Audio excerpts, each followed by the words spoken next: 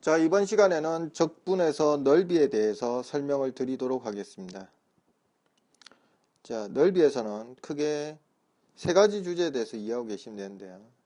X축과 곡선 사이의 넓이, 이 가장 기본이 되는 내용이고요. 그 다음에 곡선들 사이의 넓이, 그리고 이 둘을 함께 활용하는 2차 함수에서의 넓이, 공식처럼 주로 주어지는데 알고 있으면 계산할 때 좀 편리한 편이다. 그렇게 보시면 됩니다. 그 다음에 네 번째로 여감수와 넓이 관련된 내용이 있습니다. 자, 하나씩 차례대로 봐보도록 하겠습니다. 첫 번째, X축과 곡선 사이의 넓이인데요. 우리는 이미 정적분을 학습한 상태입니다. 그렇기 때문에 이 부분에 대한 내용은 비교적 쉽게 이해하실 수 있는데요. 자, 예를 들어 가지고 한번 보도록 하겠습니다. 그래프가 이렇게 주어졌습니다. X축이 주어졌고, 예를 들어 함수가 이와 같이 주어졌는데 얘가 y 꼴 fx입니다. 자, 근데 범위가 여기 A부터 B까지 이렇게 주어졌습니다. 자, 그랬을 때 이 부분의 면적은 어떻게 되겠느냐 이렇게 물으면 우린 이미 정적분을 배웠기 때문에 쉽게 나타낼 수 있겠죠. S는 뭘 이용해서? 정적분을 이용해서 나타내면 A에서 B까지 fx, dx 사용하시면 됩니다. 자, 그럼 X축 아래에 있다면 어떻게 될까요? 자, 그래프에서 다시 이번에는 이렇게 주어져 있다고 쳐보도록 하겠습니다. 이렇게 주어져 있으면 여기서부터 여기까지가 A고 여기서부터 여기가 A고 B 이렇게 주어져 있다고 칠게요. 그리고 이렇게 주어져 있으면 정적분한 결과값은 음수로 나오기 때문에 이 경우는 넓이를 구할 때 마이너스 부호를 붙여주셔야 됩니다. 넓이는 항상 양이 되어야 되기 때문에 마이너스 인테그랄 A에서 B까지 fx, dx 이렇게 쓸 수 있습니다.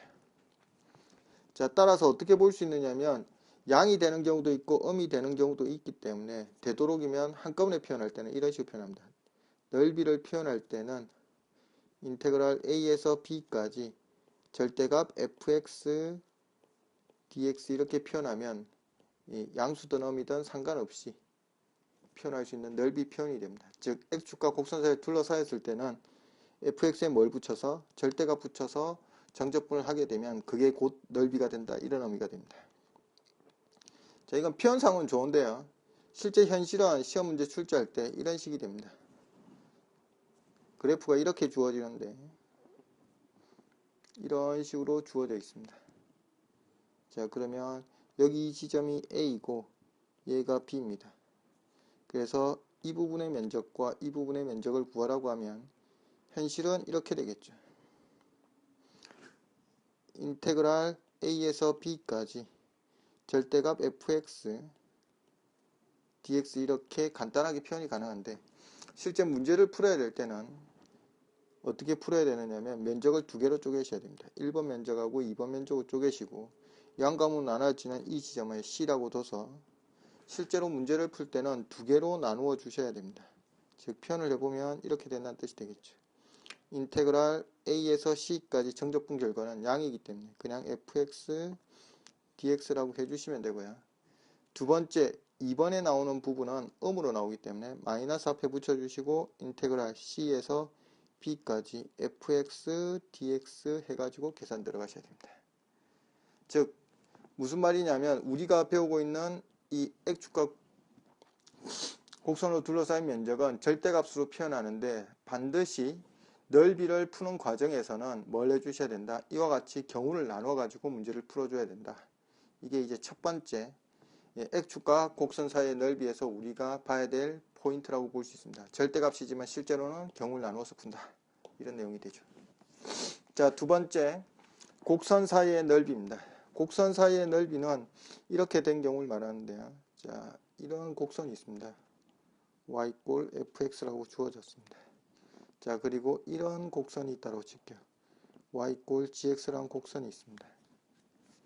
자, 이렇게 주어졌는데 두 개가 어디 사이에 있느냐면 x 이꼴 a하고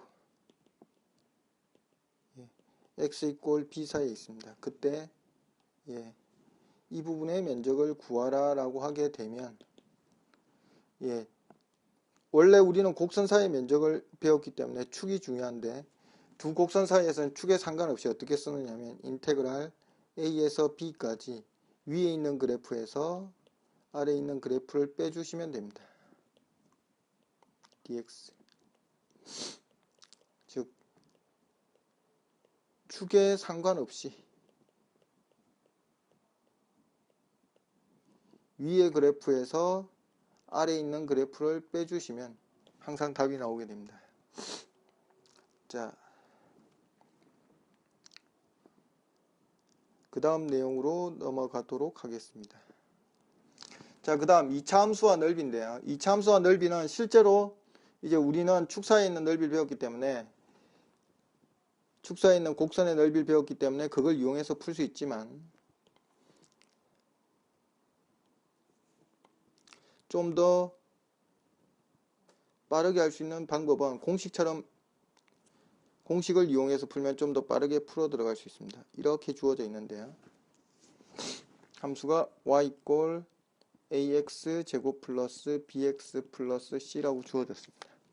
그리고 얘를 알파, 얘가 베타라고 주어졌을 때 이 부분의 면적을 구하라. 그렇게 하면 실제 적분 계산을 해보시면 결과는 똑같게 나오게 됩니다. 그러면 이 부분의 면적은 어떻게 되느냐 하면 인테그랄 알파에서 베타까지 주어가 있습니다. 넓이는 원래 인테그랄 알파에서 베타까지 ax 제곱 플러스 bx 플러스 c에 dx를 해가지고 풀어야 되는데요. 이 결과값은 양수가 나와야 되니까 절대가 붙여주셔야 되겠죠. 전체 절대가 붙여도 상관없습니다. 양수만 되면 되기 때문에. 자, 이거 결과를 계산하게 되면 어떻게 나오게 되느냐 하면 이렇게 됩니다. 6분의 a에 베타 마이너스 알파의 3승 이렇게 나오고 항상 절대값을 붙여줍니다. a가 음수일 수도 양수인 경우도 나올 수 있기 때문에 넓이라서. 자, 이게 되고요. 이걸 좀 더 확장할 수 있습니다. 어디로 확장할 수 있느냐 하면 일반적인 직선하고 연계시켜 가지고 볼 수 있는데요. 좀 더 확장하면 이런 식으로 됩니다. 이렇게 돼 있고 이렇게 주어졌습니다. 하나가 y 꼴 ax 제곱 플러스 bx 플러스 c 그리고 y 꼴 mx 플러스 n 이렇게 주어집니다. 역시 직선하고 곡선 사이의 넓이가 주어지고 이 넓이를 이 부분이 알파고 여기가 베타라고 둔다면 이 부분의 면적은 어떻게 되느냐 하면 똑같습니다. 절대값 6분의 a에 최고차이 계수 그대로 맞춰주시고 베타 마이너스 알파에 3승 해주시면 됩니다. 즉 직선에서 두 교점의 x좌표만 안다면 넓이를 구할 수 있다 이런 뜻이 되죠. 똑같은 상태라고 보실 수 있죠. 자, 이게 2차 길이에도 똑같은 방법으로 적용이 될 수 있습니다. 자, 보시면 이렇게 됩니다. 자, 2차 길이 적용시킨 걸 보시면요. 이렇게 주어졌습니다. 2차 함수가 하나 주어졌고 또 위에 2차 함수가 주어졌습니다. 자, 곡선 길이 면적은 위에 곡선에서 아래 곡선을 빼면 된다 그랬는데요. 자, 여기가 알파라고 주어지고 여기가 베타라고 주어져 있고 하나가 y 꼴 ax 제곱 플러스 bx 플러스 c라고 주어집니다. 또 하나는 y는 a-x 제곱 플러스 bx 플러스 c라고 주어져 있다고 칠게요. 그럼 이때도 넓이는 똑같은 방법으로 들어가게 됩니다. 근데 단지 최고차이 계수가 바뀌기 때문에 뭐라고 쓰느냐면 6분의 a 마이너스 a 다시에 베타 마이너스 알파의 3승 그리고 나서 넓이기 때문에 절대가 붙여주시면 됩니다. 자, 이게 2차 함수와 넓이인데요. 종종 사용되기 때문에 기본적인 이거는 꼭 외워두시고 나머지도 빼게 되면 결국 2차 함수가 되기 때문에 똑같은 곡선 사이의 면적에서도 넓이에서도 똑같이 사용하면 된다는 걸 알아두시면 됩니다. 그래서 6분의 a에 베타 마이너스 알파의 3승 참고해서 알아놓으시면 됩니다. 좀 더 난이도 있는 걸 알고 싶으신 분은 한번 이런 문제도 구해보시기 바랍니다. 자, 이렇게 주어져 있다고 칠게요. 이렇게 주어져 있고요. 그리고 여기 한 점에서 접선을 두 개 껐습니다. 이렇게 껐습니다. 자, 그렇게 꺾게 되면요. 여기 만나는 지점을 하나는 베타라고 하고 여기가 x좌표 값이 알파라고 뒀을 때 이 부분의 면적은 뭐라고 나오게 되느냐면 절대값 12분의 a에 베타 마이너스 알파의 3승으로 나오게 됩니다. 그리고 여기 있는 이 선, 이렇게 연결된 선, 이 부분의 면적하고 이 부분의 면적, 1번 면적과 2번 면적은 서로 비관계가 몇 대 몇으로 나오게 되느냐 하면 이의 면적은 2대 1로 항상 유지되게 됩니다. 이 문제는 그 논술 시험에 한번 나온 적이 있는데요. 조금 까다롭습니다. 그래서 관심 있으신 분은 한번 유도해 보시기 바랍니다.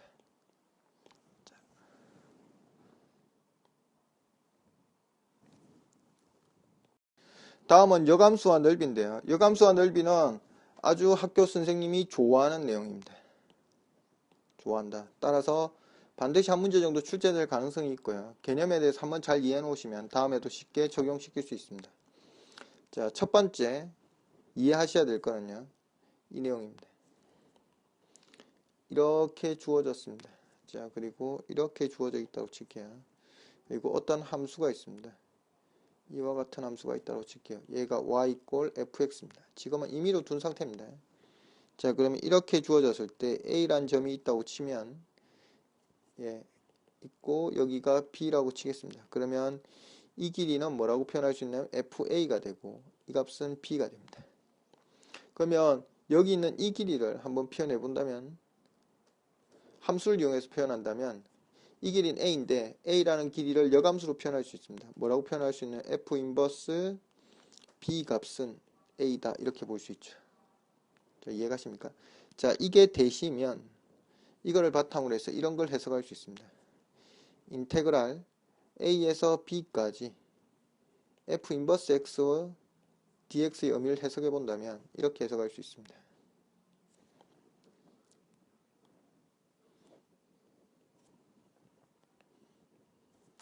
자, 함수가 이렇게 주어졌습니다. y = fx.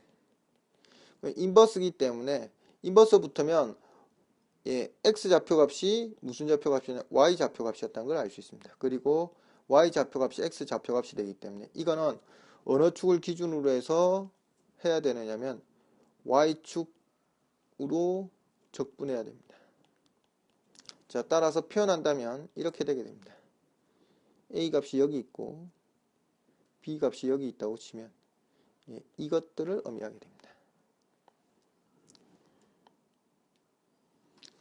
자, 이게 되면 이걸 바탕으로 해서 그 다음 단계에서는 어느 걸 할 수 있느냐 하면 우리가 이제 주로 시험 문제에서 종종 나오는 적분을 해결할 수가 있습니다. 인테그랄 예를 들어서 fa에서 fb까지 gx, dx를 구해봐라 이렇게 주어졌다고 칠게요. 여기 gx는 f 인버스 x를 의미합니다.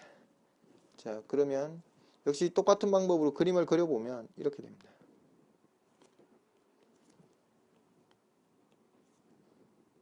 이렇게 해서 y = fx를 그려놓고요.